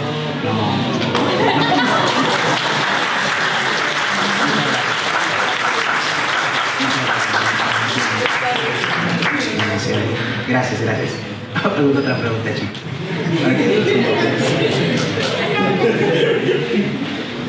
Sí. Normalmente cuando empiezas a investigar siempre la solución se encuentra, pero el problema, como usted lo mencionó, es el alto costo. Sí.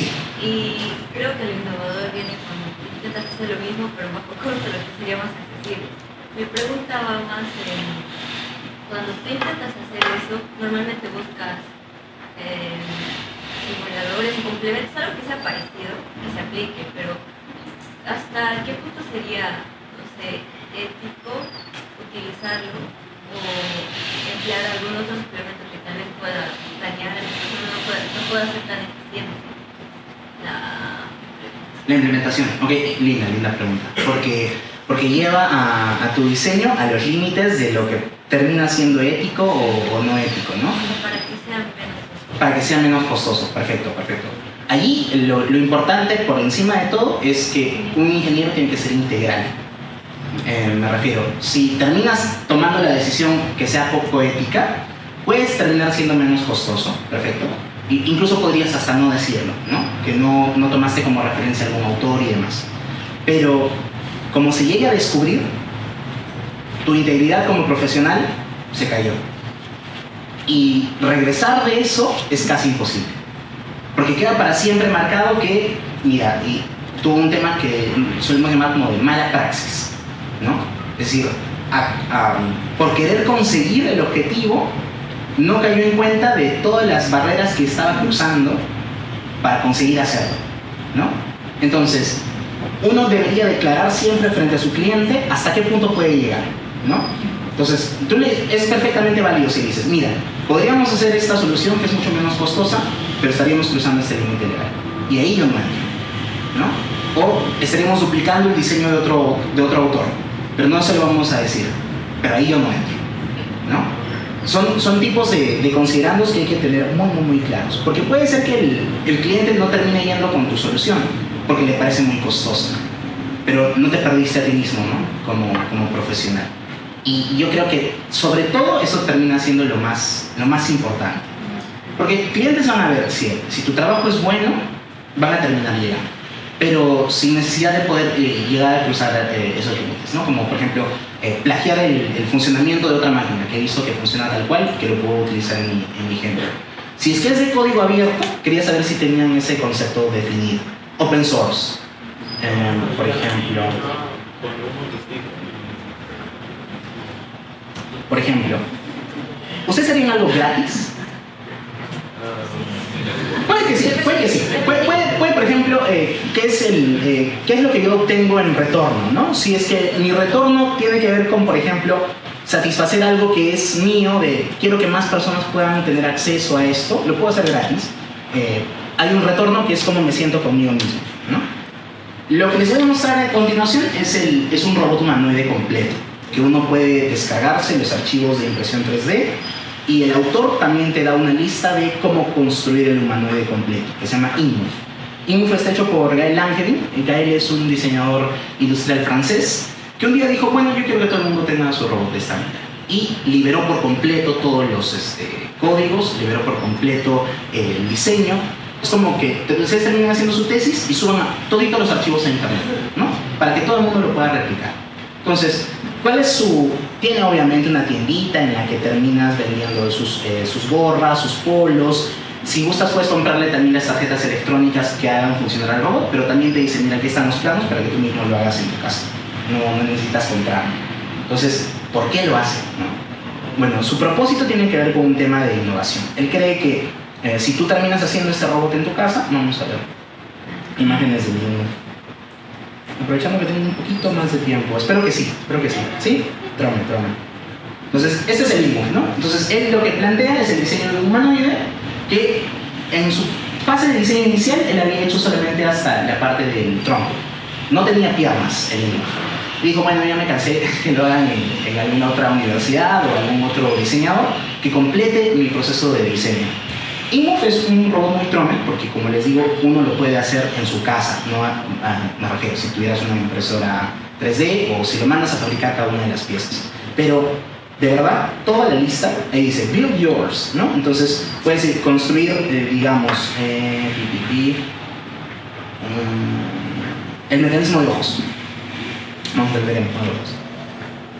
Te dice cuáles son las partes que necesitas, te dice descárgate los archivos STL de la galería, te dice cuáles son las partes que ya tienes y te da paso a paso cómo lo vas a armar, ¿no? Tomas esta piecita, o sea, se toma el trabajo de hacerte todo un tutorial sin ningún tipo de pago, completamente open source. Entonces, Si, por ejemplo, para tu tema de tesis, tú quieres estudiar la interacción humano-robot entre personas y robots, y en lugar de crear tu propio diseño de un robot humanoide, tú tomas por completo el open source que se encuentra aquí. ¿Es ético? Sí, siempre que cites que no es tu robot, sino que es el diseño de otra persona. ¿Qué es lo que yo he visto que ha sucedido en algunas universidades en Perú? Han hecho el robot, vamos a poner, Alan Ford. Han hecho el robot y lo han hecho pasar como que es una creación de brazo robótico hecho por esa universidad. Y todavía pueden buscarlo, ¿eh? Ricardo Palma tiene su video de que ellos han hecho eso. UTP tiene su video de que han hecho esto. La Continental utiliza en su publicidad que han hecho también su robot humanoide. Y no citan, y a mí eso sí me parece una falta de ética grave, muy muy grave. Porque si finalmente termina siendo tu diseño, perfecto, porque habla muy bien de tus profesores, habla muy bien de tus laboratorios, habla muy bien de tu universidad. Habla mal cuando no lo citas. Habla peor cuando piensas que la población que te está escuchando no tiene idea de que se trata de un robot de tipo open source, ¿no? Eso digamos, es en lo que uno no debería incurrir. Entonces, yo supongo que en otras charlas a lo largo de esta capacitación han escuchado también esto, ¿no? Es fundamental siempre citar quién es tu fuente. Es lo mínimo necesario que uno debería hacer como ingeniero. Porque el conocimiento que terminamos generando pasa por encima de lo que alguien más ya hizo. Entonces, por ejemplo, vamos a ver si todavía está. A ver. Por ejemplo, en el tema de conocimiento, podría yo haber publicado algún artículo, ¿no? Vamos a ver. Listo. Ok, yo he publicado el diseño de un sistema de retroalimentación áptico para prótesis mioeléctricas transradiales de miembro superior, ¿no? Entonces, mi artículo, mi publicación, tiene que ver con... No sé si aquí puedo entrar en las historias. No, hay que conectarse. Luego lo paso y demás. Pero también si buscan mi nombre en Internet Explorer aparecen los artículos.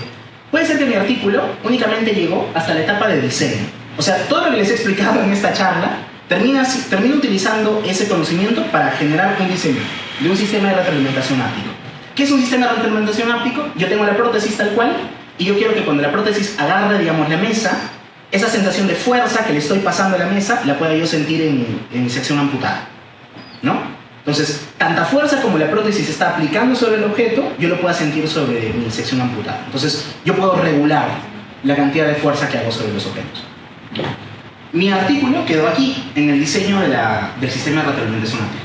Puede haber un chico de Alemania, de la India, que citándome, toma mi diseño y lo fabrica. Lo fabrica y lo somete a pruebas. Dice, a ver, vamos a hacer pruebas en 4 personas con amputación transradial y 4 en personas que no tienen ningún tipo de amputación. Para ver y validar si mi diseño termina haciendo lo que yo digo que hace, ¿no? Como que con este diseño tú puedes retornar de manera artificial sensaciones sobre la persona con amputación. Lo que él está haciendo es perfectamente válido, porque mi tarea, mi trabajo, quedó hasta el diseño únicamente. Entonces, como ya es publicado, alguien más puede tomar mi información y replicarla tal cual. Y puede sacar su artículo diciendo, por si acaso miente, ¿ah? Lo que él está diciendo no es válido, no es cierto, y se puede publicar. A mí me puede caer una respuesta del editorial y me dice, por si acaso, esta persona ha replicado tu estudio y dice que no es válido. Entonces yo tengo manera de responder y hacer otra publicación, supongamos, ¿no? No me ha pasado, felizmente. Pero lo que voy es, esta persona no toma el conocimiento como suyo para decir, por si acaso yo he diseñado este sistema, sino que dice, a razón del diseño del sistema de retroalimentación de este autor, yo estoy continuando sobre su trabajo. Eso sí es válido, eso sí es perfectamente ético, porque así es como el conocimiento sigue creciendo. Entonces, por ejemplo, a mí ya me liberó de la tarea de hacer pruebas en usuarios, y con sus resultados y conclusiones de haber visto en usuarios, yo puedo publicar un segundo artículo que tiene que ver con una mejora en mi sistema de retroalimentación, tomando en cuenta lo que la otra persona hizo. ¿Sí? Entonces, eso sería lo éticamente realizable. Siempre hay que citar, si es que yo tengo una solución menos costosa, digamos, sometérsela al cliente y explicarle cuáles son las razones por las que sería menos costosa. Y si estoy tomando el trabajo de otra persona para conseguirlo, por lo menos debería tener la autorización de esta otra persona para conseguirlo, ¿no? Eso sería lo que vamos a decir. ¿Alguna pregunta más? ¿Qué pasa si, o sea, algo parecido, ¿no? Si quiero realizar un producto y he investigado y encuentro algo que cumple con las características que yo deseo, pero como para innovar, hago un cambio o se le adiciona algo, luego se realiza el diseño y se puede poner a la venta o hay algún problema? No, sí se puede realizar el diseño y ponerlo a la venta, pero estás expuesta a que la gente encuentre de que lo que tú has hecho también lo puede comprar en otro sitio, solamente con otras características. No hay problema, en ese sentido no hay problema. Solo si el producto que estás tomando como referencia no está patentado o su patente ha recibido la licencia. ¿Han recibido alguna charla de patentes? La van a recibir después, perfecto. Ese es sumamente importante, como para darles un alcance nada más.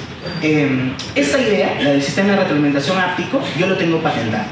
Y la patente la tiene la Universidad Católica. La universidad año a año paga a Indecopy durante 20 años para que si alguien duplica mi archivo de diseño, la universidad puede presentar una demanda y decir por si acaso esa patente es nuestra, ¿no? O sea, yo soy el inventor, la universidad es dueña de la licencia de la patente. Eso se los van a explicar en la charla de patentes. Pero uno puede ser el inventor y no necesariamente estar pagando por su patente, ¿no? Sino que, por ejemplo, en mi caso, la universidad es la que tiene la licencia. Entonces, si viene una empresa y termina duplicando mi diseño, la universidad la puede demandar. ¿Cuál es el ejemplo más actual que yo conozco de este tema? ¿Conocen esta canción de Bad Bunny que tiene en colaboración con Joel y Randy? ¿Cuál? La vamos a ver.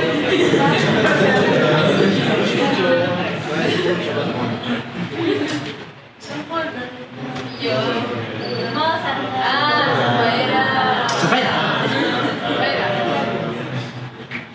Espero que suene. Lo voy a poner porque la canción de Zafaira tiene una parte que creo que está por el final. No. Esta.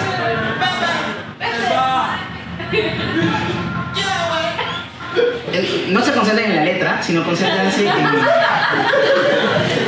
concéntrense por favor en el sonido de fondo. En el sonido de fondo, ¿sí? Ese tan taca taca tan tan. Esa base es un sample de otra canción de un artista, ya se me fue el nombre. Pero esta artista se dio cuenta de lo masivo que terminó siendo la canción. Miren, esta es una canción duplicada, o sea, no es de la artista original, y esta tiene 10 millones de visitas. O sea, no está subida en el canal de Bad Bunny, está subida en otro canal de YouTube, ¿no? Y subida en otro canal de YouTube tiene 10 millones de visitas. Esta partecita le pertenecía a una canción anterior de otra artista que la había publicado 20 años antes. ¿Sí? Esa base, la que utilizan casi todas las canciones de reggaetón, el tan, ta, ta, ta, ta. Bueno, se dio cuenta de lo exitosa que fue la canción y dijo ella, por si acaso, esa parte de ahí yo la tengo cuidada como propiedad intelectual en la que yo soy autora. Y por ser autora no tienes ninguna autorización mía para poder utilizar este sample. Entonces, o llegamos a un acuerdo, o todo tu álbum en el que estaba incluido Zafaira procede a una demanda judicial. Terminaron llegando a un acuerdo. Y de cada reproducción que tú tienes en plataformas pagadas, por ejemplo en Spotify, de Zafaira, de las 100 lucas que puedes recibir por cada vez que escucha la canción, los artistas, que en este caso son Bad Bunny, Joel, Randy y Ñengo Flow, que qué loco hablar de esto. Pero de las 100 soles que ellos reciben, un 90% va para esta artista. Y solo 10% va para ellos. Y ese 10% se lo tienen que repartir. Porque ese es el acuerdo al que llegaron. ¿Por qué? Por no pedirle permiso. Por un sample. Por esta partecita. Por esa partecita, repetida, claro, estaba en peligro de no ser publicado el álbum, de ser retirado de ventas y todo lo demás, con todo lo exitoso que era Bad Bunny cuando lo lanzó Zafaira. de que no se pudiera escuchar más. ¿Por qué? Por un tema de propiedad intelectual. Y eso es parte de la charla que van a recibir en el tema de patentes, ¿no? Entonces, tienes procesos que son open source, como el de Gael, ¿no? El de aquí, que son de código abierto. Tienes procesos como los que pasa en Sapphire, que hay una propiedad intelectual que cuida, puede ser el diseño completo, puede ser la letra de la canción, puede ser la musicalización de la canción, o tienes procesos como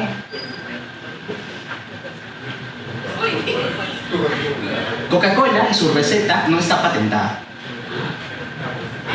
Entra en una categoría que se llama secreto industrial, que también existe, ¿no? Entonces, por ejemplo, yo en mi empresa no quiero patentar ninguno de mis diseños. Perfecto, estoy en mi capacidad. ¿Alguien podría duplicarme? Muy bien, yo corro ese riesgo. No necesariamente está patentado. Pero, por ejemplo, en este caso, Coca-Cola, su receta original es la que hace que sepa a Coca-Cola, que si tú tomas Big Cola no te sabe a Coca-Cola, si tú tomas Pepsi no te sabe a Coca-Cola, si tú tomas la Coca-Cola de Plaza Vea tampoco te sabe a Coca-Cola. Tiene que ver con las proporciones y los ingredientes y todo eso. Eso lo tienen cuidado. Es más, han hecho un parque de atracciones en Atlanta alrededor de la bóveda donde está la receta original de Coca-Cola. Y tú puedes ir paseando y ves la bóveda y todo lo demás en su planta en Atlanta. Porque no está cuidado. Una vez que se patenta, tú tienes que liberar tu idea al público. Entonces, por si acaso, esta es mi idea, pero toda mi idea me pertenece a mí. Si tú quieres duplicar mi idea, yo puedo decirte, mira, estás copiando todos los atributos de lo que en mi documento está publicado. En su caso, parte de su magia y esto tiene que ver con el sabor, ¿no? Si alguien pudiera duplicar tal cual la receta de la Coca-Cola y podría venderla a 2 soles menos, todo el mundo le compraría porque sabe exactamente a Coca-Cola, pero cuesta 2 lucas menos, ¿no? Entonces tienes esas 3 categorías. Tienes el de propiedad intelectual, cuidada por diseño y demás. Perdón, tienes la de el diseños open source, como el de él, o secretos industriales, sí. Yo quería hacerle una pregunta sobre lo de las patentes, más o menos, no es muy específica, sino que, por ejemplo, al momento en el que estás diseñando una prótesis o algo así, prótesis hace todo el mundo y hacen más de 5 empresas. Entonces, van a haber brazos y manos y cosas que se van a repetir. Y, o sea, si la empresa A tiene patentada esa forma y tú vas a hacer algo parecido, como es necesario que pidas permiso, te aferras a vacíos legales o hay algo que una clase de unión entre la gente para que no se demanden entre sí. No. Finalmente, por ejemplo, lo que termina ocurriendo, voy a tomar el ejemplo de lo que dices aplicado a lo de la canción que les mostraba. Si es que la canción no hubiera sido tan exitosa como lo fue, ni siquiera le llegaba a la otra artista de que estaban utilizando su propiedad intelectual. O sea, no habría llegado a ese nivel de exposición. Suelen llegar estos límites legales de cuándo usas mi patente o cuándo no, cuando ya está sumamente masificado. Es más, hay patentes que son nacionales y hay patentes que son internacionales. Entonces, por ejemplo, en relación a mi producto, el diseño del sistema de retroalimentación lo tengo cuidado yo en Perú. Si alguien en Perú viene otra empresa extranjera y quiere comercializar algo como lo que yo estoy patentando aquí, sí tiene un problema legal con Católica. Pero si lo quiere hacer en Colombia, puedo utilizar perfectamente mi diseño y yo no tengo manera de llegar a él y decirle, oye, por si acaso. ¿Por qué? Porque mi diseño ha sido patentado únicamente en Perú. ¿Puede ser patentado de manera internacional? Sí. En el caso de prótesis, volviendo a tu pregunta, es mucho más complejo. Sobre todo porque cada... Antes que sigas haciendo industrial, me quedaría si te dijera que en el Perú diseñamos y desarrollamos prótesis personalizadas de manera superior. Hoy tuvimos la primera sesión de... Ya ves. Ok. En nuestro caso, ninguna de nuestras prótesis es parecida a la otra porque trabajamos ese nivel de personalización por completo, ¿no? Entonces, digamos, desde el diseño o el sistema de articulación de los dedos es diferente. Hay empresas que lo van a hacer utilizando motores en cada uno de los dedos. Hay otros que van a utilizar un único sistema en el antebrazo que termina tirando todo el resto de la prótesis, ¿no? Como dices, las salidas son limitadas. Uno puede quedarse en estas configuraciones específicas para decir que no, por si acaso mi prótesis no es exactamente igual a la tuya, ¿no? Como termina siendo un producto personalizado, no podemos hacer dúplicas de ninguna otra prótesis. Sí, por favor. Complementarlo un poco, y viéndolo del lado, por ejemplo, del diseño, bueno, ya las prótesis son bastante puntuales, pero viéndolo en algo, por ejemplo, muchísimo más general, diseñando una tablet, por ejemplo, Xiaomi saca una tablet que es exactamente igual, tiene las mismas dimensiones que una de Samsung y hace lo mismo que una de Samsung, Sí. pero en este caso se aferra a alguna clase de generalización dentro de ese rubro de ventas, o en el momento de diseñar una aplicación o un sistema de funcionamiento, pues Apple y Android tienen logos para abrir Sí. sus aplicaciones, entonces son cosas exactamente iguales, pero no se demandan entre sí. Sí, bueno, en realidad sí. Ah, Se están demandando todo el tiempo, y país por país. Entonces, por ejemplo, entonces, si por ejemplo yo quisiera mañana abrir, tengo el dinero y hago un teléfono y quiero que sea cuadrado, porque un teléfono circular no me Ya. cuadra, me van a demandar Samsung, Huawei, Xiaomi y Oppo porque yo soy cuadrado. sí, Ah, sí, eso sí. y si les piden permiso a todos, Es que por ejemplo, depende del propósito.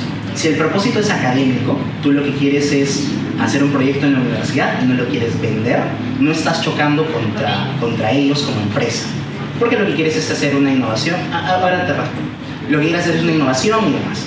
Pero en el momento en el que tú decides comercializar, puedes pedir todos los permisos que quieras, no te lo van a dar. ¿Por qué? Porque su negocio es su diseño. Entonces, ¿qué termina pasando, por ejemplo, entre Samsung y Apple? Se van presentando, como les decía, el tema de patentes, que sé que me estoy saliendo un poquito del tema, pero, por ejemplo, en Corea terminan decidiendo quién ha hecho la tecnología de la pantalla, ¿no? Entonces, puede que Samsung gane en Corea, perfecto. Apple no puede vender más su producto con esa característica en Corea. Pero en Japón, sí, en Japón puede que Apple termine ganando el concurso de esta demanda que se interpusieron entre ambos, país por país. Ocurre esto con estos dos que son gigantes y que terminan vendiendo la misma tecnología y que funcionan exactamente igual. Y que tienen dinero para pagar equipos legales que pueden estar ahí años de años. Si tú sales con tu emprendimiento y decides luchar contra el gigante, va a tratar de ponerte porque no quiere competencia. Entonces, salta, ya no se queda tanto en el diseño del producto, sino salta a la siguiente etapa que es la comercialización, la postventa y el servicio. Un ratito respondería, que regreso acá. Sí, estamos saltando. Sí, pues mi pregunta iba dirigida a lo que acaba de comentar, ¿no? Porque de por sí, digamos, en las grandes empresas que habrán sido Apple están como en comienzo. Sí. Y las empresas que vamos a ir, digamos, poco a poco. ¿Cómo tal vez alguna ley que has protegido? Porque creo que es muy fácil tumbar una empresa pequeña sabiendo que tienes como un monopolio que no tomar.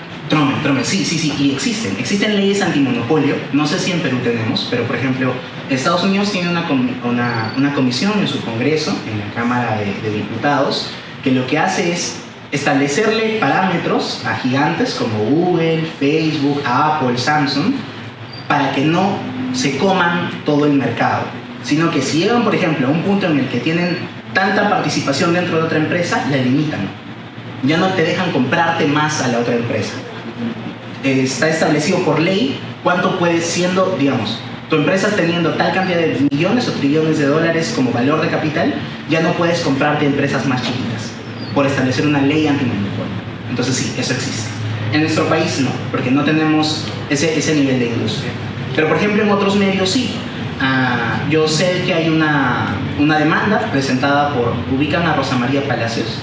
Oye, Rosa María también es profesora aquí en la universidad, entonces no hay problema con que yo pueda hablar de ella. Rosa María tiene una demanda interpuesta ante el Poder Judicial por la compra que se hizo por el diario El Comercio de otros dos diarios, que eran Correo y uno más. Porque de acuerdo a ella, no debería existir un monopolio de un único medio de comunicación que tenga tanta participación en el mercado, ¿no? O sea, que tenga tanto presencia en América Televisión y sus subsidiarias o en los diarios, ¿no? Entonces sí tenemos, no tenemos una ley antimonopolio tal cual, pero sí se está estableciendo esos pasos en nuestro país, en la industria que sí tenemos desarrollada, que en este caso podría ser la prensa. ¿Tenías otra pregunta? Sí, bueno, no es tanto de lo de productos y patentes, es más con respecto a lo que estaba mencionando de todo el proceso de determinación, de creación, de diseño de productos, sino que mi consulta está en de que normalmente en la determinación de la problemática específica que quieres responder, tú vas a obtener la propuesta de valor que finalmente es tu solución. Pero eso no siempre está garantizado, así que ¿en qué otra parte del proceso se comienza a interponer ese valor agregado, ese valor diferente, esa diferenciación con respecto al mercado, aparte del inicio del problema? Porque puede ser un problema que muchas gentes, como estamos viendo, quieren tratar de resolver, y el valor agregado que tienes que tener finalmente tiene que variar, porque si no vas a estar simplemente replicando lo que Sí. Perfecto. Como mencionaba, por ejemplo, en la metodología, en cada una de las fases siempre se puede regresar a la proposición primera. Es decir, si yo ya he aclarado y precisado mi problema y estoy en la cuarta etapa, todavía tengo chance de decirle a mi interlocutor o a mi cliente, ¿alguito más? ¿No? Como, ¿te gusta? ¿Te parece? ¿Crees que lo hemos cerrado aquí? ¿O sientes que algo más podemos cambiar? Porque todavía no hemos generado los planos de fabricación, ¿no? O porque todavía no hemos introducido un testeo en el mercado. Puede que hayamos hecho una primera prueba con prototipos esenciales y la premisa que nosotros teníamos como esta es nuestra propuesta de valor cambia radicalmente porque no habíamos considerado ciertos factores que eran propias del uso, ¿no? Entonces todavía tengo chance de poder reconfigurar. Y como yo, como diseñador, he participado en todas las etapas, sé que ese comentario que me está haciendo el cliente, en cuál de ellas va a afectar o va a terminar afectando. Si es un tema de base, de concepto, va a afectar en las etapas 2 y 3. Si es un tema mucho más ligero, que tiene que ver, por ejemplo, no, es que la persona siente que es medio frío el producto. Ok, yo lo puedo trabajar en las 6 y 7, porque la funcionalidad la cumple. Pero como funcionalidades secundarias, todavía se puede terminar editando. Entonces, siempre hay iteración. No está cerrado nunca por completo. ¿Sí? Gracias. Nada de qué. ¿Alguna pregunta más? Sí. ¿Hay alguna manera de proteger nuestra propiedad intelectual contra, por ejemplo, las empresas chinas? No sé si usted escuchó de la PolyStation. Sí, claro. Claro. Entonces, por ejemplo, yo me acuerdo que se hizo muy popular. Y eso le quitaba cierta clientela a Sony, claro, que tenía su propiedad de PlayStation. No sé si de alguna manera protegerla porque en sí no es que las podamos demandar debido a que son microempresas y son muy difíciles de encontrar, exacto, en los mercados negros. ¿Hay alguna manera de hacer ese seguimiento? Sí hay manera, pero es costoso, ¿no? O sea, tendrías que tener un equipo que puedas hacer el seguimiento de quién me está duplicando. Normalmente, la manera de proteger tu proyecto empieza con esto. Por ejemplo, que tiene que ver con el tema de academia, ¿no? Ahora que estamos hablando de universidad y no todavía en el tema empresarial. Ustedes terminan haciendo un primer estudio, un diseño y demás, y lo publican. Esa publicación que tú tienes, en un congreso, en una revista, o en algún tipo de sistema de este estilo, termina dándote un año de inmunidad.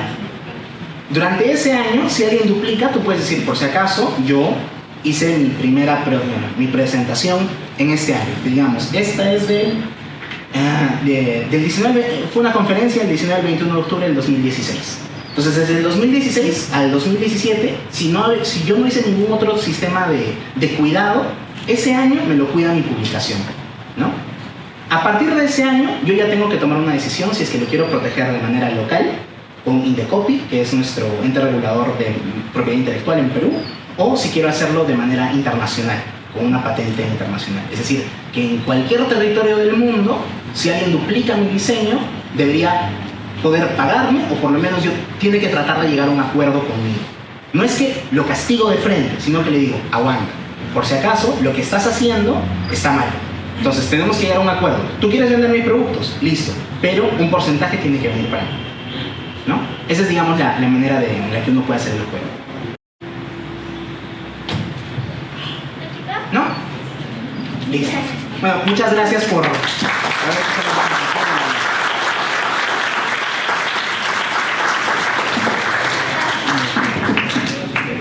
Bueno, muchas gracias, Alisa, por tu tiempo.